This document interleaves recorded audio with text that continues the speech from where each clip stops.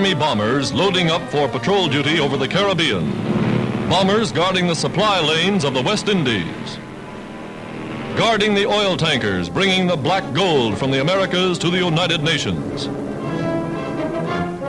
Aruba, the world's largest refineries, are protected by the Dutch and by the Americans. Refineries of one field alone producing more oil than any controlled by the Axis. Today, U.S. reinforcements are guarding foot of these vital West Indies, for this was the scene of the first attack on the Western Hemisphere. An attack made by a lone submarine, soon blasted from the water by the guns and bombs of the protecting forces.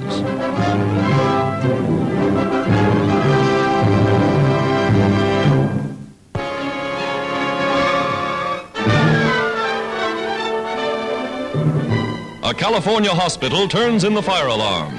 They're testing a new device to evacuate patients in an emergency, in a hurry. The equipment carried on the truck is a fireproof Kansas chute that can be installed in windows up to the 4th floor. Everything ready. Patients afraid to jump into a net are rescued, 18 to 20 a minute, just like this.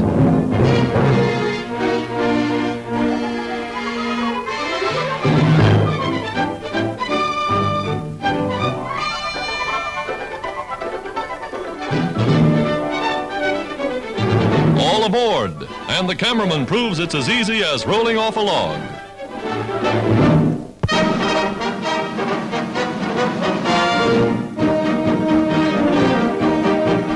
It took a regimented Germany years to train her new army.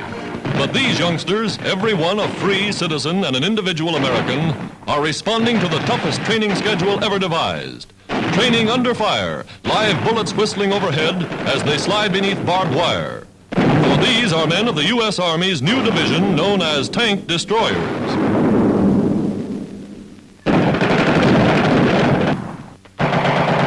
With rapid-fire machine guns, they learn the technique of street fighting, house to house.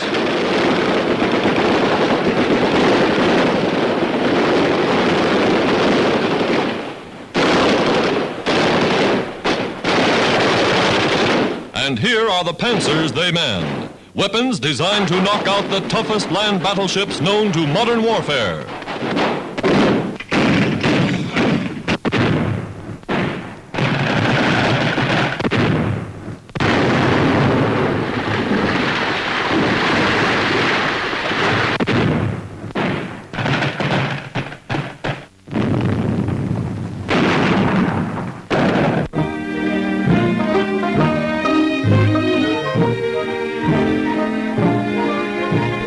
Harvest time in the great cotton fields of the deep south. And an abundant crop it is this year, too.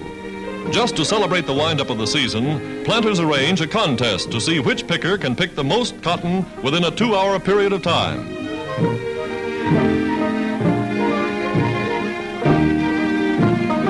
The referee's flag goes down, and now to judge the winner. Each bag is weighed, the picking sorted and graded for cleanliness and quality. To the champion goes the first prize award, $1,001 bills. And is he happy?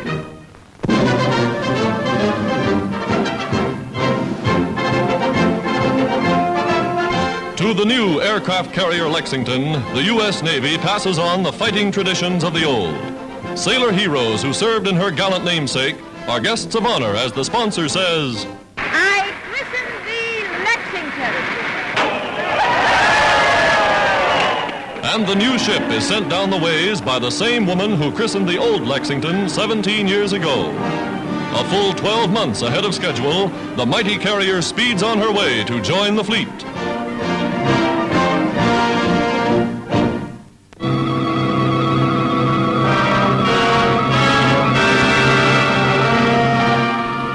The strangest supply line of the war. New Guinea bushmen delivering supplies, arms, ammunition to one of the outposts of the United Nations global conflict.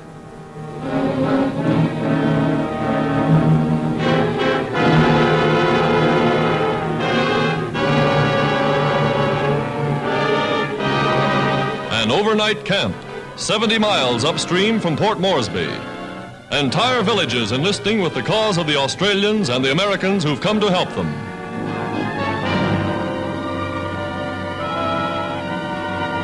Spanning mountains, trekking across deep ravines on perilous makeshift bridges.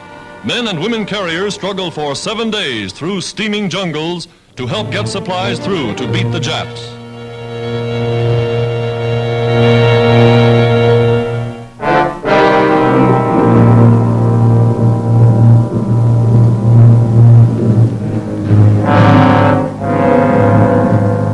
In Sydney Harbor, Australians inspect a Japanese submarine that ventured too far from home.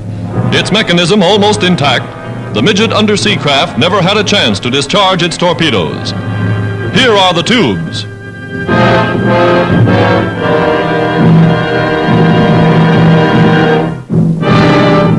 Removing the firing mechanism. Dangerous business.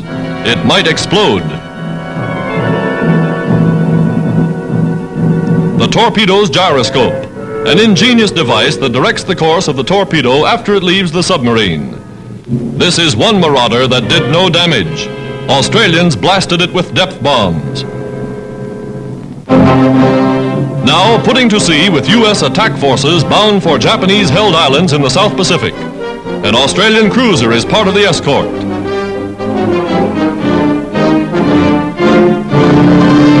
Running into heavy seas, the convoy plows along. A lookout spots our objective, a Japanese base. Fire control ready, powder room ready. In every warship, its general quarters. Crews are at battle stations. Calm, disciplined veterans, they're ready to throw hot steel at the first command to fire. Films made just before a sunrise attack that takes the Japs completely by surprise. Opening guns of the American offensive in the South Pacific.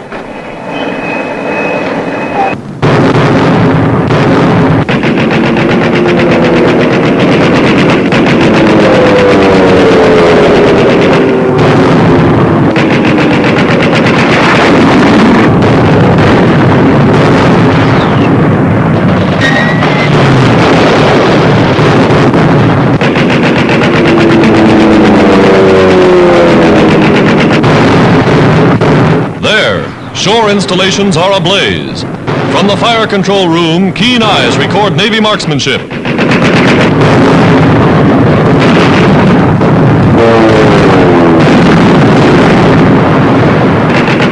Salvo after salvo rips into the beach. And behind the barrage, landing boats are taking in the Marines.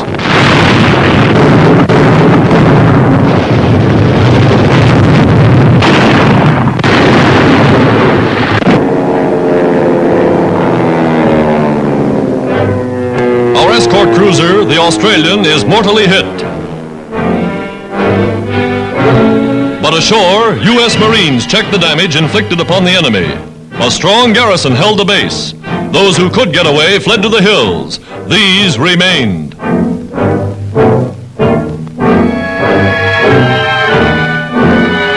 Roundup of captives. A lone Marine in charge. Waiting for removal to a distant camp, they'll be confined under the international treaties covering prisoners of war.